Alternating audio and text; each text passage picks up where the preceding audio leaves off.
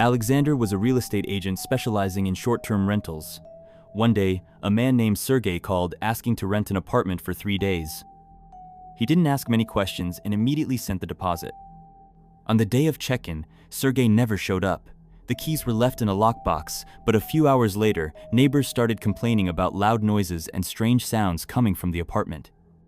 Alexander went to check what was going on. The door was locked from the inside, but no one answered when he knocked. Through the peephole, everything was completely dark, as if someone was standing right in front of it. Using his spare key, he unlocked the door and found the apartment completely empty. There was no sign of the guest, but in the corner of the room, someone had tied a rope around the ceiling hook. When Alexander turned on the light, there was no one there. On the floor, he found a cell phone. The screen was cracked, but the last message sent from the phone made his blood run cold. "Sorry, but I had nowhere else to stay. I'm still here." After this incident, the apartment door started opening by itself at night, even after changing the lock 3 times. One night, Natalia left her phone in the living room before going to bed. The next morning, she casually scrolled through her gallery and noticed a photo she didn't remember taking. It was a picture of her sleeping in her bed. The angle was strange. It looked like the photo had been taken from the upper corner of the room, but Natalia lived alone. She brushed it off as some kind of glitch. Maybe the front camera had accidentally activated. But that night, when she checked her phone again, she found another new photo. This time, it was a picture of her wide awake, staring directly at the camera, but she had no memory of waking up. Shaken, she set up a camera in her bedroom before going to sleep.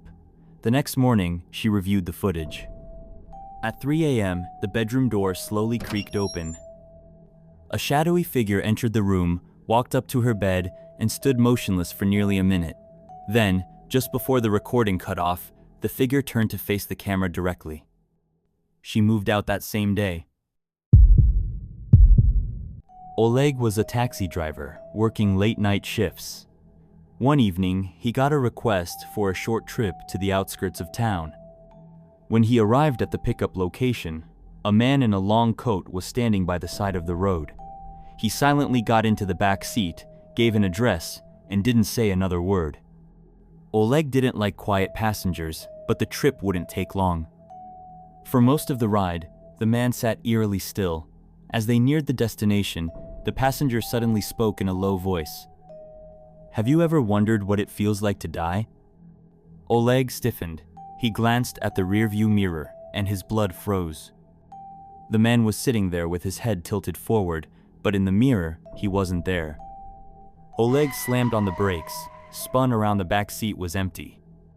Shaken, he stepped out of the car and looked around. No one. The house at the drop-off location was completely abandoned. Confused, he checked his phone. The ride had been canceled, as if it had never existed. Then, as he opened the trunk, something caught his eye. On the inside of the back window, written in the fogged-up glass, were the chilling words, "Thanks for the ride.